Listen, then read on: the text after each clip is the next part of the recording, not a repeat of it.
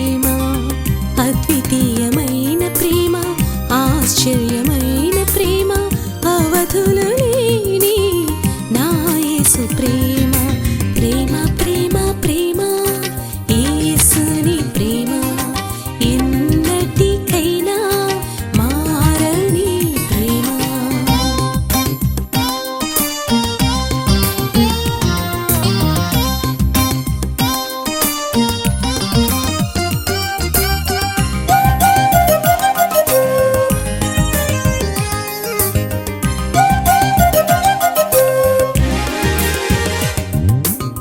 పాపము నుండి నిన్ను రక్షించు ప్రేమ, పరిశుద్ధతలోనికి నిన్ను నడిపించు ప్రేమ.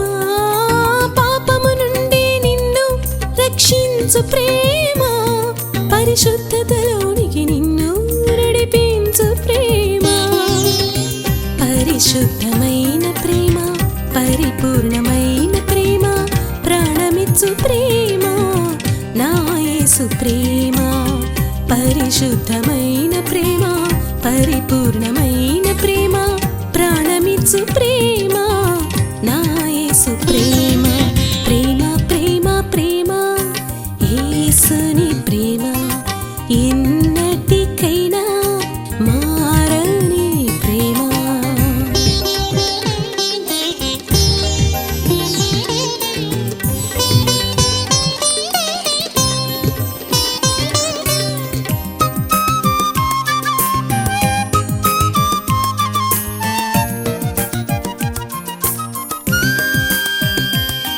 ఈ లోకం నుండి నిన్ను విడిపించు ప్రేమ, పరలోకంలోనికి నిన్ను నడిపించు ప్రేమ. ఈ లోకం నుండి నిన్ను విడిపించు ప్రేమ, పరలోకంలోనికి నిన్ను నడిపించు ప్రేమ. కల్వరి ప్రేమ, కృపగల ప్రేమ, కరుణించు ప్రేమ, నా యేసు ప్రేమ. కల్వరి ప్రేమ, కృపగల ప్రేమ, కరుణించు ప్రేమ, నా యేసు ప్రేమ. ప్రేమ ప్రేమ ప్రేమ యేసుని ప్రేమ, ఎన్నటికైనా మారని ప్రేమ.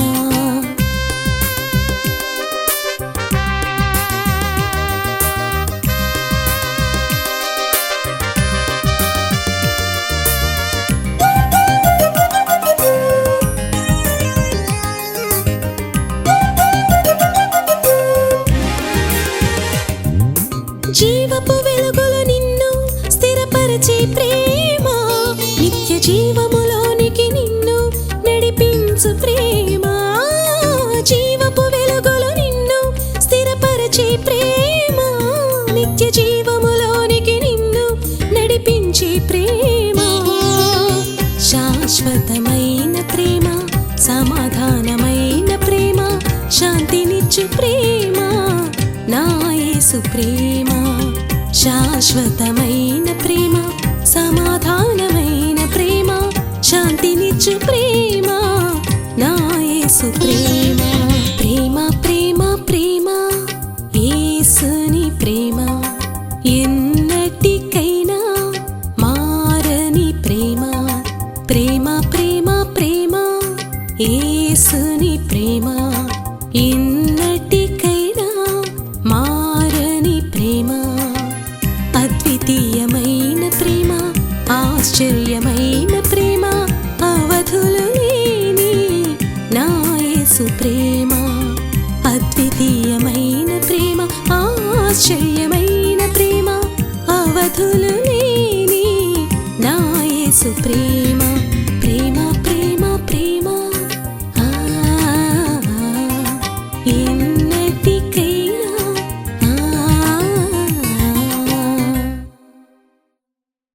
దేవునికి స్తోత్రం కలుగునుగాక.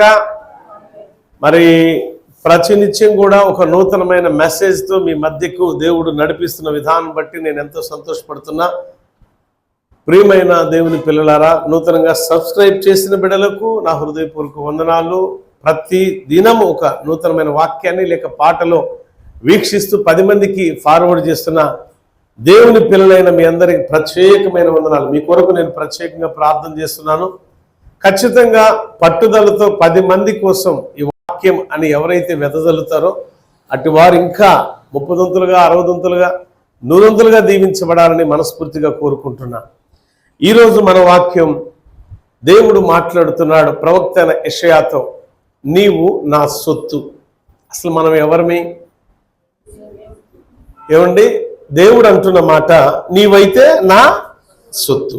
మనకు వాక్యం చెప్తుంది, రోమాపత్రిక 3వ అధ్యాయములో 23వ వచనములో అపోస్తలుడైన పౌలు ఒక మాట అంటున్నాడు. సంఘానికి ఒక లేఖ రాస్తూ అక్కడ ఆయన ఏం చెప్పాడు ఒకసారి చూద్దాం. సంఘానికి రాసిన ఈ పత్రికలో ప్రభువారు పౌలయ్య ద్వారా అందరి కోసం ఒక మాట రాయించాడు. అసలు ఆ మాట ఏందో చూద్దాం. ఏ భేదం లేదు, అందరూ పాపం చేసి దేవుడు అనుగ్రహించు మహిమను పొందలేకపోవచ్చున్నారు. అయ్యా ఏమంట?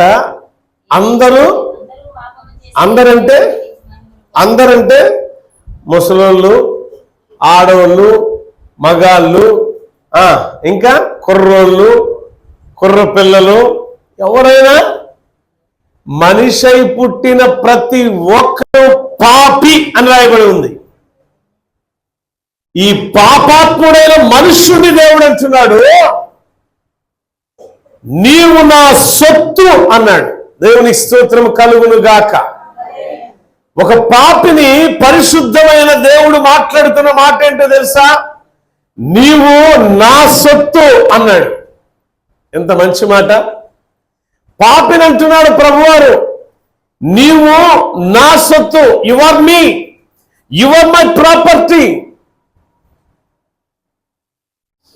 ఏర్పరచబడిన ఈ జనాంగములో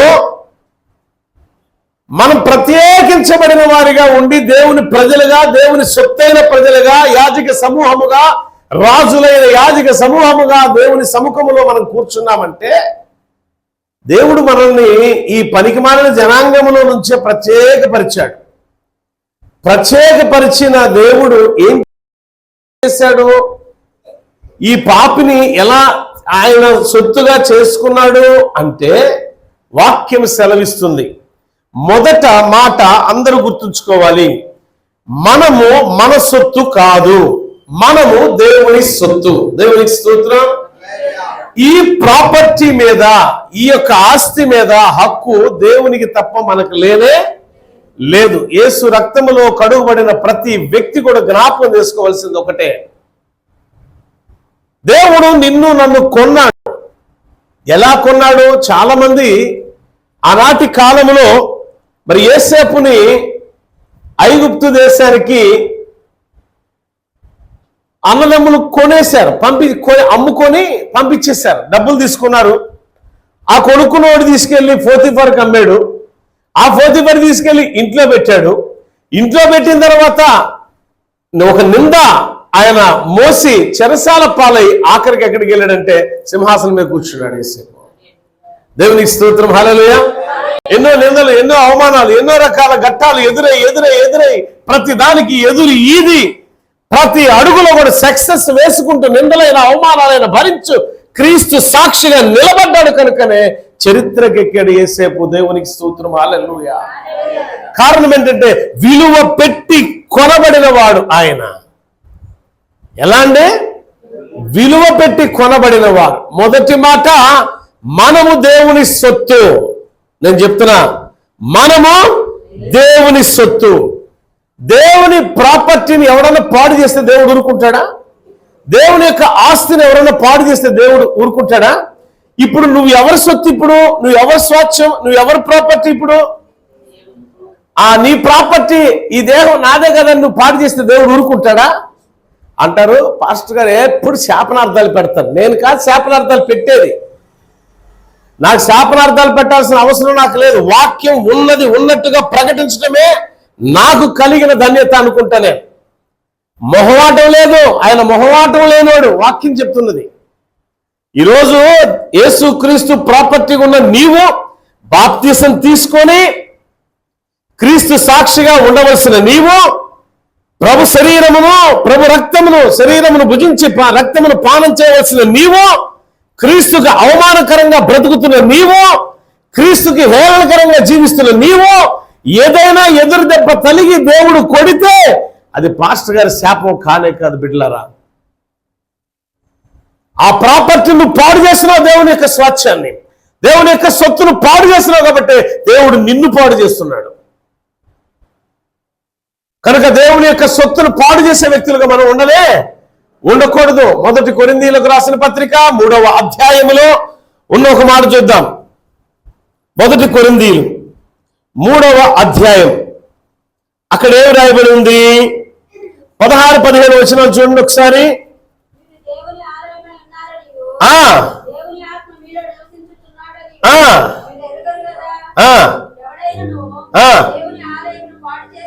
ఎవడైనా మనం దేవుని సొత్తైన ప్రజలం.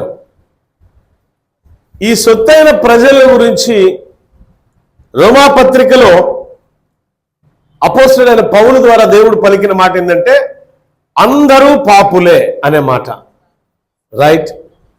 ఇంకొకటి ఏంటంటే సొత్తైన ప్రజలు అంటే దేవుని యొక్క ఆలయమై ఉన్నారు. ఏమైనారు ఈ సొత్తైన ప్రజలు? దేవుని యొక్క ఆలయమై ఉన్నారు. ఇప్పుడు దేవుని ఆలయాన్ని పాడు చేస్తే వాక్యం చెప్తుంది కదా, ఏం చెప్తుంది? ఇప్పుడు చదివాం కదమ్మా, 1 కొరింథీయులకు రాసిన పత్రిక 3వ అధ్యాయములో మనం చదువుకున్న మాట ఏంటి? దేవుని ఆలయాన్ని పాడు చేసిన వాడిని దేవుడు పాడు చేయును. మీ పక్కన వాళ్ళతో చెప్పండి, దేవుని ఆలయాన్ని పాడు చేస్తే దేవుడు నిన్ను పాడు చేస్తాడని చెప్పాలి అందరూ. ఆ ఆలయమే మీరు. ఇప్పుడు ఆ ఆలయమే మీరు. ఆలయం ఎవరో కాదు, ఆలయం ఎక్కడో లేదు. దేవుని యొక్క ఆలయం మనమై ఉన్నాం. మనలో ఆయన ఆత్మ నివాసము చేయుచున్నది. దేవుని సొత్తైన ప్రజలం, విలువ పెట్టి కొనబడ్డాం. రెండవది, ఆయన ఆలయమై ఉన్నాం. ఆయన ఆత్మ మనలో నివాసము చేయుచున్నది. కనుక మనం దేవుని కుమారులుగా కుమార్తెలుగా పిలువబడుతున్నాం. దేవుని సొత్తు అని అంటే ఆ దేవుని యొక్క స్వాచ్ఛాన్ని పాడు చేయడం అంటే ఏంటో కాదు, నీ ఇష్టం వచ్చినట్టు నీకు అందం ఉంది కదా అని చెప్పి ఇంత పొడుగు జడలు ఎవరికి మా యొక్క చర్చికి వచ్చే వాళ్ళు ఎవరికి లేనంత జడ నాకుంది అని ఆడవాళ్ళు, అబ్బా మా మందిరానికి వచ్చే వాళ్ళు అందగాడు ఎవరన్నా ఉంటే నేను ఒక్కడే అని మగాళ్ళు. ఈ అందమంతా ఒకరోజు అందవిహీనమైపోతుంది. కానీ ఆలయం మాత్రం ఎప్పుడు పాడైపోదు. దేవుని ఆలయం ఉన్న నీవు ఎప్పుడు కూడా జ్ఞాపకం చేసుకో, ఆ ఆలయాన్ని పాడు చేయబాక. దేవుని ఆలయం, దేవుడు నీలో నివాసము చేయడానికి ఇష్టపడుతున్నాడు బిడ్డ. ఆ ఆలయాన్ని ఏ విధంగా పాడు చేస్తున్నావు? నీ ఆలోచనలో పాపం, నీ అంతరంగములో పాపం, నీ నడకలో పాపం, నీ యొక్క పడకలో పాపం, నీ చూపులో పాపం, నీ హృదయ తలంపులలో పాపం పాపం పాపం పాపం అంతా విస్తారమైపోయింది. అసలు దేవుని ఆలయము మనమే ఉండగా మనలో పాపం అనేది ఉండొచ్చా?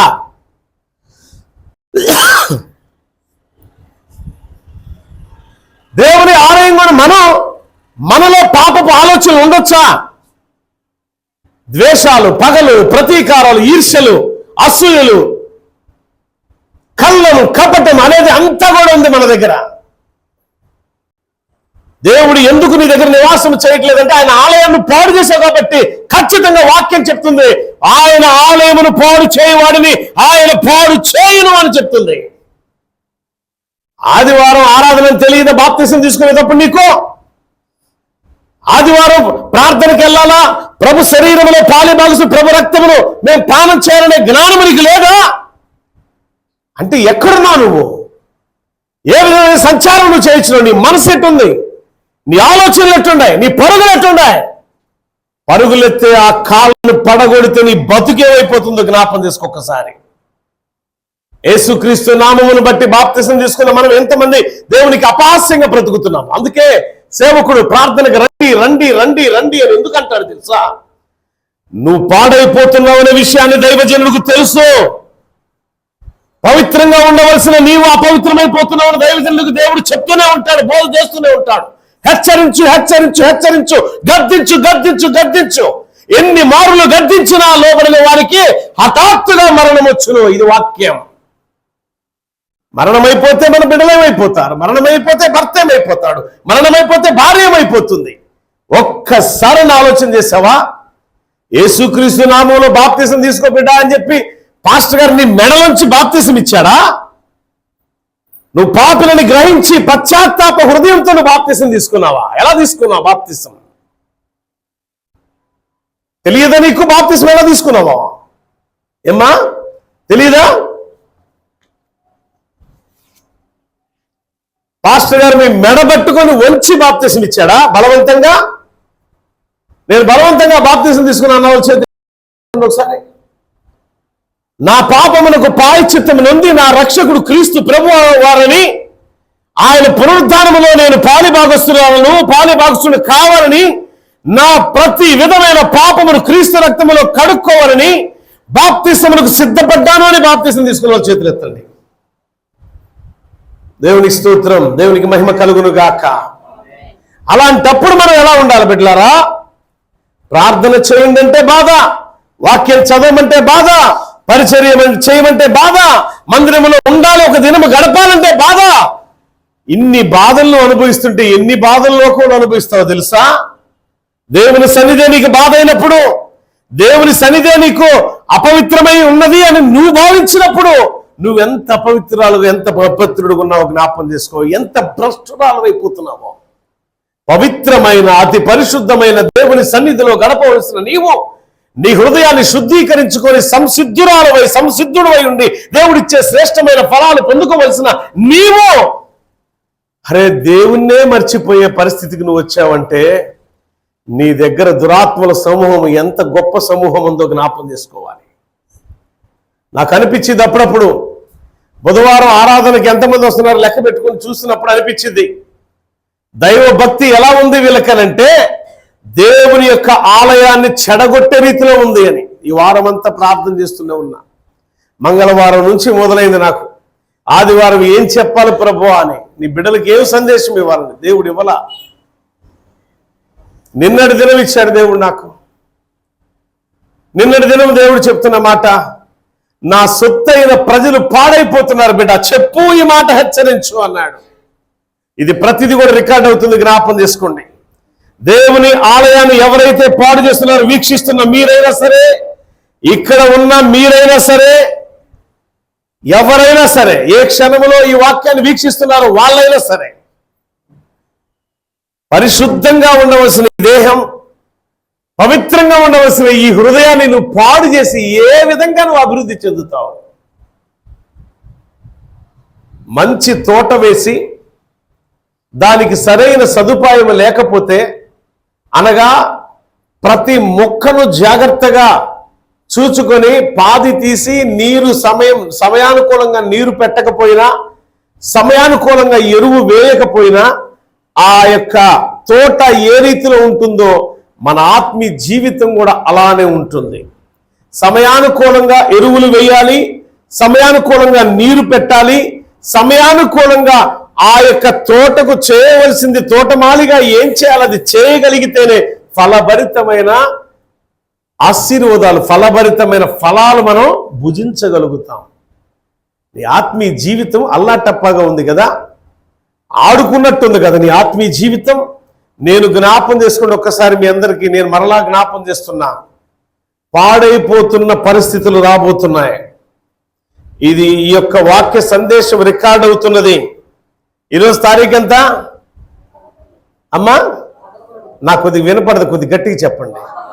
11. పక్కన వాళ్ళు కూడా చెప్పండి 11వ తారీఖు ఈరోజు అని. ఈరోజు ఆదివారం అని చెప్పండి. పాడైపోతున్న తోట వలె నీవు ఉన్నావు, పాడైపోతున్న వృక్షం వలె నీవు ఉన్నావు. దానికి సరైన సమయంలో ఎరువులు లేకపోతే హాస్పిటల్ పాలవటమే, అటునుంచి అటే కానీ ఇటు వచ్చే పరిస్థితులు లేదు. దేవుడు హెచ్చరిస్తున్న మాటలు కానీ నా సొంత మాటలు కానే కాదు. ఇది జ్ఞాపం చేసుకోండి. మనం ఎవరమంట? అందరు చెప్పాలి, మనం ఎవరమట? దేవుని సొత్తు. రెండవ మాట మనం పెట్టింది, మనం విలువ పెట్టి కొన్నాం. ఏంటి ఆ విలువ పెట్టి? అందరూ డబ్బులు పెట్టి, నగలు పెట్టి, ప్రాపర్టీస్ పెట్టి కొంటారు. కానీ యేసు ప్రభు వారు మనల్ని ఏ విధంగా కొన్నాడో తెలుసా? మొదటి పేతురు రాసిన పత్రిక, అద్భుతమైన మాట పేతురయ్య చెప్తున్నాడు. మొదటి అధ్యాయం 19వ వచనం ఏ రాయబడింది ఒకసారి చూడండి. మొదటి పేతురు రాసిన పత్రిక. అబ్బా, ఎలాంటి రక్తం అట ఇది అక్క? ఏ రక్తం ఇది? మానవుని యొక్క రక్తము కాదండి ఇది.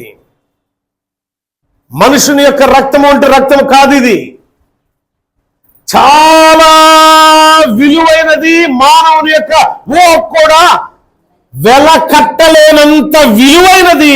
అంతేకాదు అమూల్యమైనది. అలాంటి రక్తం ఇహమందు పరమందు ఎక్కడ వెతికినా దొరకదు.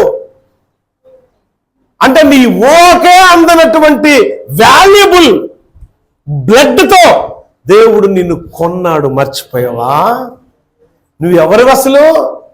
మనం ఇందాక చదివాం కదా రోమాపత్రిక 3వ అధ్యాయం 23లో, అందరూ ఎవడు మిగిలిపోయలేడు. ఇక్కడ అందరూ పాపులే. అందరూ పాపులే.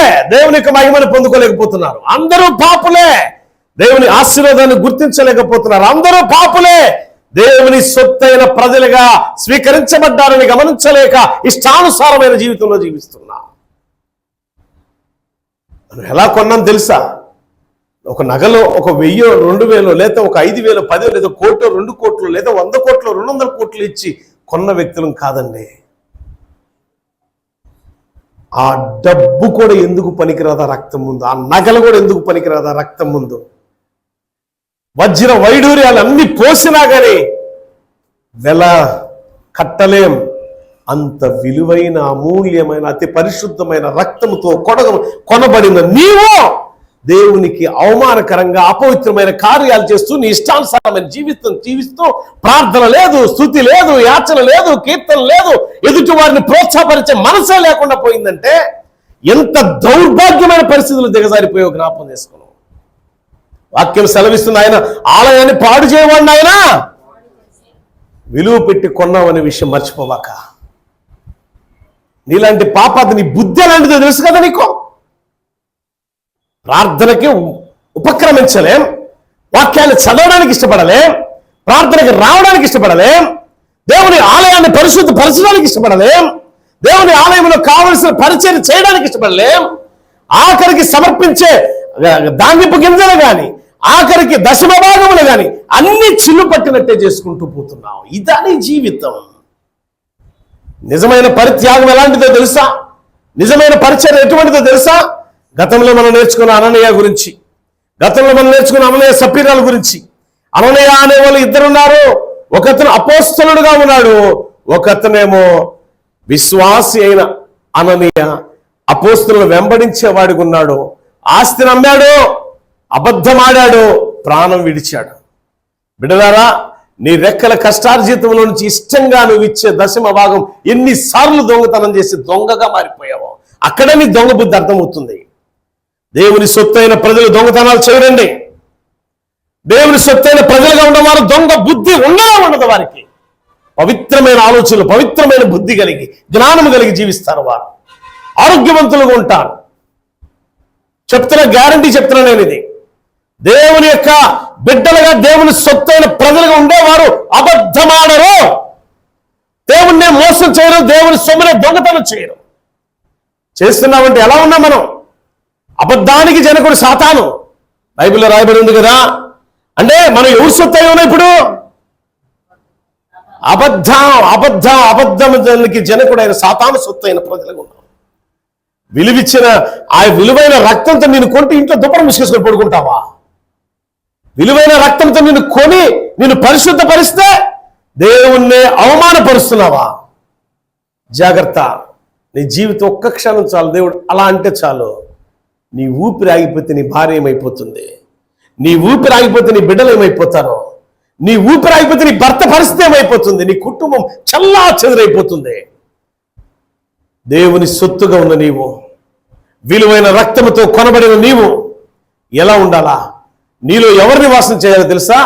అపవిత్రమైన ఆత్మ కాదు, అబద్ధాలు బోధించే ఆత్మ కాదు, మోస కార్యాలు చేసే ఆత్మ కాదు ఉండాల్సింది నీలో. బైబిల్ చెప్తుంది చూడండి, 1 కొరింథీయులకు రాసిన పత్రిక 6వ అధ్యాయం 19-20 వచనాలు చూద్దాం.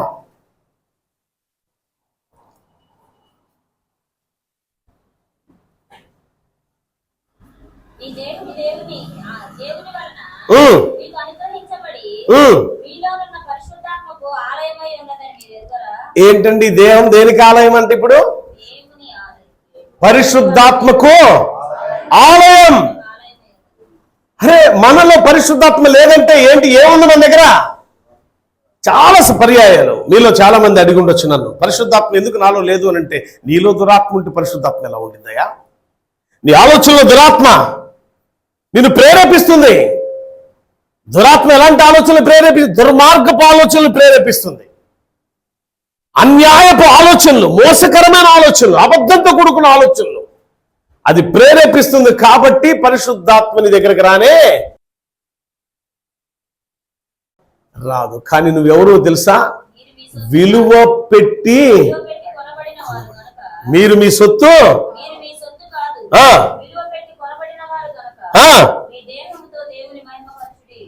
ఆమేన్, హల్లెలూయా. ఇప్పుడు విలువ పెట్టి మనం కొన్నాం కాబట్టి, దేవుడు మనల్ని కొన్నాడు కాబట్టి ఈ దేహంతో ఏం పని చేయాలి? ఇప్పుడు మనం ఆరాధింతును నిన్నే, ఆరాధింతును నిన్నే. ప్రియులరా, ఈ పాట నేను ఎక్కడైనా సరే పాడేటప్పుడు ఎంత హృదయపూర్వకంగా పాడతాను. మీరు ఏమైనా అనుకోండి, నా దేవుడు ఎప్పుడు నాకు అన్యాయం చేయాల. నేను ఇంకా దేవుని విషయంలో అన్యాయం చేసి ఉండొచ్చాము, కానీ మన దేవుడు ఎప్పుడు అన్యాయస్తుడు కాదు. అమూల్యమైన విలువైన రక్తముతో మనల్ని కొన్నాడు ఆయన. ఆ రక్తాన్ని అవమానపరుస్తున్నావు. నీ బుద్ధిని మార్చుకొని బతుకుతావా? పురుగులు పట్టిపోయింది నీ యొక్క మెదడంతా కూడా. మోసకరమైన ఆలోచన, దౌర్భాగ్యమైన ఆలోచన, దుర్మార్గపు ఆలోచనలు, కపటముతో కూడుకున్న ఆలోచనలు, ఈర్ష, పగలు, ప్రతీకారాల్ని రగిలిపోతుంది. ఆ యొక్క మెదడంతా పురుగులు పట్టిపోయింది. దేవుడు నిన్ను తీసేయటం మీకు ఆలస్యం, ఇంకా ఆలస్యం చేయడు దేవుడు.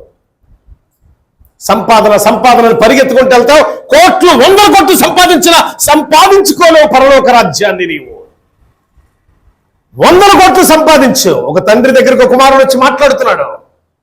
ఏమని మాట్లాడుతాడు తెలుసా? తండ్రి, నీకెందుకయ్యా ఈ బాధ? నీకెందుకు ఇంత కష్టం? ఈ 2 ఎకరాలు 3 ఎకరాలే పట్టుకొని కూర్చున్నావు నేను చిన్నప్పటి నుంచి. ఇదిగో రా ఒకసారి నా ఇంటికి అని తీసుకెళ్ళి ఆ బంగళా చూపించి, చూడు నీ కొడుకు ఎంత సంపాదించాడో చూడన్నాడట. బాగుందయ్యా, బంగారం చాలా బాగుందిరా, వెండి పళ్ళల్లో, వెండి గ్లాసుల్లో, అబ్బా చాలా బాగుంది బిడ్డ. ఇక మురిసిపోతున్నాడు, నా తండ్రి నన్ను బాగా మురుసుకుంటున్నాడు, నేనేంటి తెలుసుకున్నాడు అనుకున్నాడు. అయ్యా, బంగారం సంపాదించావు, వెండి సంపాదించావు, విలువైన వస్త్రాలు సంపాదించావు, ఆస్తులు సంపాదించావు, అన్ని సంపాదించావు బిడ్డా, ప్రభువుని సంపాదించుకున్నావా అన్నాడు. నేను సంపాదించుకున్నాను రా నా ప్రభువుని. ఆ పాదాలు వదిలి నేను ఎన్నటికి రాను. ప్రాణం పోయిందా? నేను ఇక్కడ పేదవాడిగా ఉండొచ్చామో, నా కష్టాన్ని అనుభవించుకునే బ్రతుకుతుండొచ్చామో. కోటాను కోట్లు సంపాదించిన ప్రభువుని సంపాదించుకోలేని నీ జీవితం ఎందుకు బిడ్డా? ఇవన్నీ వద్దయ్యా. ఇప్పటికన్నా నువ్వు మారు మనసు పొందయ్యా. కోట్లు పరలోక రాజ్యానికి తీసుకెళ్ళవయ్యా.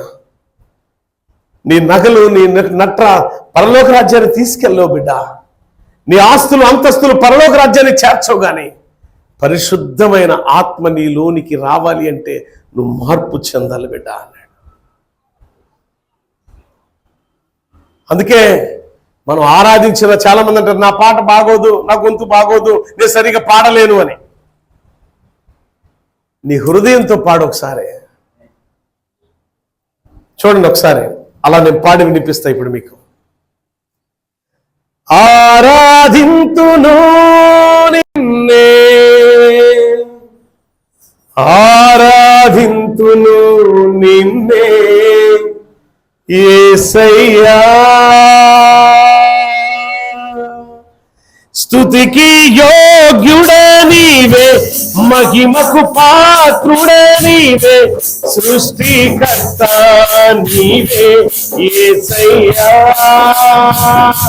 ఆరాధింతును నిన్నే, ఆరాధింతును నిన్నే, ఆరాధింతును నిన్నే యేసయ్యా. స్తుతికి యోగ్యుడే నీవే, మహిమకు పాత్రుడే నీవే, సృష్టికర్త నీవే యేసయ్యా. కన్నులెత్తి పూర్ణ హృదయంతో నిత్యము ఆరాధింతునే, మోకరి పూర్ణ ఆత్మతో నిత్యము ఆరాధింతునే. ఆరాధింతును నిన్నే, ఆరాధింతును నిన్నే, ఆరాధింతును నిన్నే యేసయ్యా. స్తుతికి యోగ్యుడే నీవే, మహిమకు పాత్రుడే నీవే, సృష్టికర్త నీవే యేసయ్యా. హల్లెలూయా.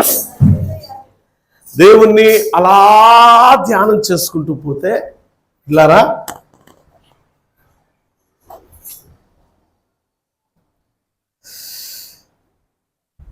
నిజంగా ఆత్మీయ జీవితంలో బ్రతికే వారికి అంతకు మించిన అదృష్టం లేనే లేదు. ఆత్మానుసారమైన జీవితంలో లేక మీలో పరిశుద్ధాత్మ కాక దురాత్మ నివాసం చేస్తే మీరు చేసే పనులు ఎలా ఉంటాయి తెలుసా? వాక్యంలోనే చూపిస్తాను. గలతీయులకు రాసిన పత్రిక.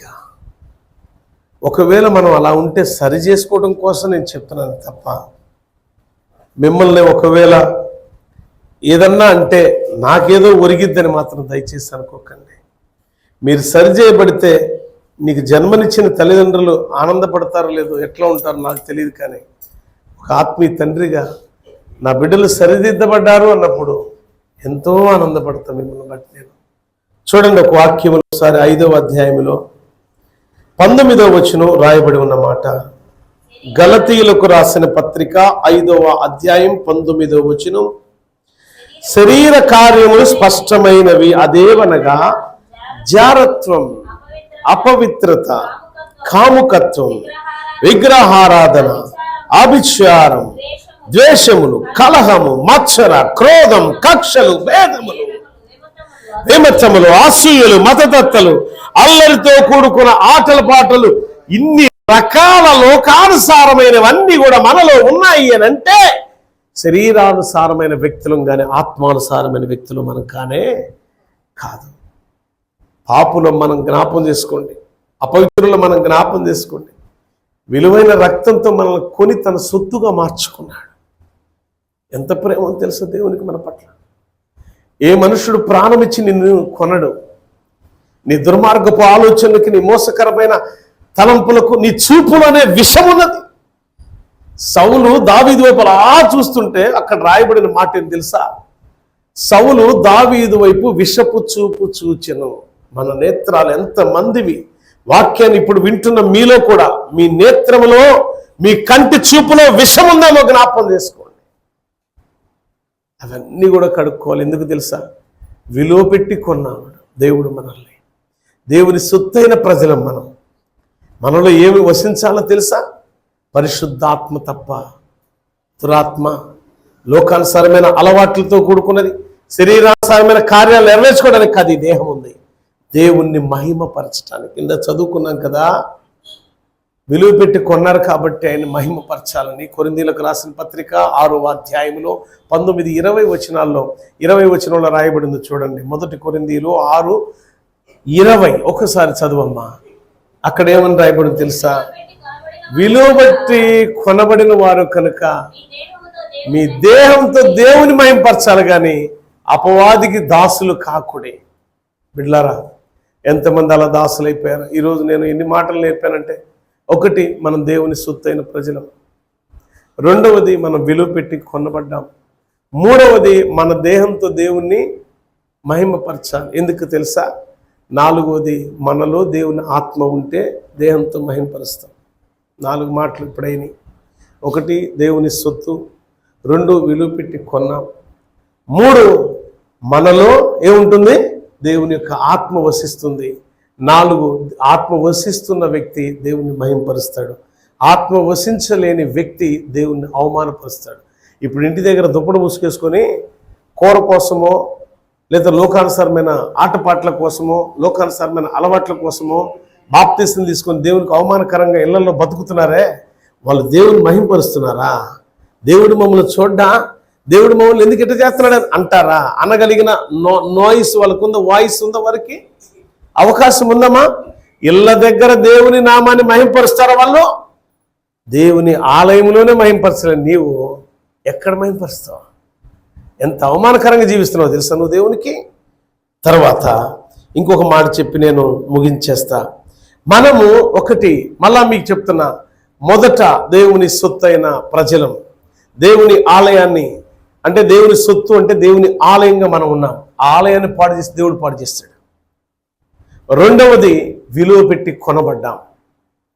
మూడవది, మనలో పరిశుద్ధ ఆత్మే నివాసం చేయాలి. నాలుగవది, ఆయన మనం మహిమపరచాలి. ఇలా ఉంటే ఐదవది ఏంటో తెలుసా? ఆయన కుమారులుగా కుమార్తెలుగా మనం పిలువబడతాం. దేవుని స్తోత్రం, హల్లెలూయా. ఎందుకంటే కుమారులుగా కుమార్తెలుగా పిలువబడటమే కాదు, మనల్ని ఇంకొక మాట, ఇంకొక వర్ణన కూడా ఉంది.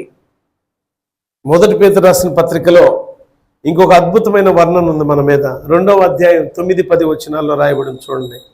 ఇంకొక వర్ణన ఏంటి? కుమారులు కుమార్తెలే కాదు, ఆశ్చర్యకరమైన వెలుగులోనికి మిమ్మును పిలిచిన గుణాతిశయం నిమిత్తం. ఎలాంటి వంశం అంట మంది? ఏర్పరచబడిన వంశమును, రాజులైన యాజక సమూహములుగా, పరిశుద్ధ జనం, దేవుని సొత్తైన ప్రజలు అంటే వారు పరిశుద్ధమైన జనం, అపవిత్రమైన జనం కాదు. దేవుని సొత్తైన ప్రజలు ఎలా ఉండాలా? పరిశుద్ధమైన జనాంగముగా ఉండాలి, అపవిత్రమైన జనాంగంగా కాదు మనం ఉండాల్సింది. ఎన్ని వాక్యాలు, ఎన్ని లేఖనాలు చదివినా వినినా మారని, మార్పులేని జీవితంలో ఇంకా నువ్వు ఉన్నావా? జాగ్రత్త. ఈరోజు డేట్ ఎంత? 11. ఏ వారం ఇది? సమయం ఎంత? టైం ఎంత చెప్పండి ఇప్పుడు. జ్ఞాపం చేసుకోండి అక్క. ఎంత చక్కగా 16 అని చెప్పింది అన్నమ్మ అక్క. జ్ఞాపం చేసుకోండి. దేవుణ్ణి అవమానపరిచే వాళ్ళు, దేవుని ఆత్మ కాక మనలో ఇంకొక ఆత్మ నివాసం చేస్తుంది అంటే మనం పాడైపోవడానికి సిద్ధంగా ఉన్నాం. దేవుడు ఎలా పాడు చేయబోతున్నాడో నాకు తెలియదు. సంసిద్ధులైన వారు, ప్రభు శరీరాన్ని భుజించడానికి ఆయన రక్తం పానం చేసిన సంసిద్ధులైన వారు మోకరించండి, ప్రార్థన చేసుకుందాం. దేవుని సొత్తైన ప్రజలం, దేవునికి మహిమకరంగా జీవిద్దాం. దేవుడి మాటలు దీవించుగాక. ఆమేన్. ప్రార్థించుకుందాం. మహాపరిశుద్ధుడా, మహోన్నతుడానికి స్తోత్రాలు. గొప్ప తండ్రి, మాలో ఏ లోపం ఉన్నా సరిచేయండి, చక్కదిద్దండి ప్రభువా. తెలుసో తెలియకో మా ఇష్టానుసారంగా మేము జీవించాం. శరీర కార్యాలు నెరవేర్చుకోవాలని మాకు లేదు, కానీ నీ సొత్తైన ప్రజలుగా నీ ఆత్మ మాలో వసించాలని, నీకు మహిమకరంగా మేము బ్రతకాలని ఆశ ఉందయ్యా. మమ్మల్ని సరిదిద్దినందుకు స్తోత్రాలు. ఎవరైతే వాక్యం ద్వారా సరిచేయబడిన వారో అటు బిడ్డలందరినీ దీవించండి, సరైన క్రమంలో పెంచండి, నీ కృప చూపి మేలులతో తృప్తిపరచమని ఈ వాక్యాన్ని వీక్షించి అనేక మందికి ఫార్వర్డ్ చేస్తున్న బిడ్డలందరినీ దీవించండి. వారిని 30 60 100 ఫలింపచేయమని యేసయ్య శ్రేష్ఠ నామమున అడుగుచున్నాను తండ్రి. Amen. God bless you all. దేవుడు మిమ్మల్ని, మీ కుటుంబాలు దీవించుగాక. బిడ్డలారా, ఈ వాక్యం విన్నారు కదా, మీరు ఇతరులకు ఫార్వర్డ్ చేయండి. మీరు ఫార్వర్డ్ చేసిన దాన్ని బట్టి ఇతరులు కూడా దీవించబడతారు. God bless you.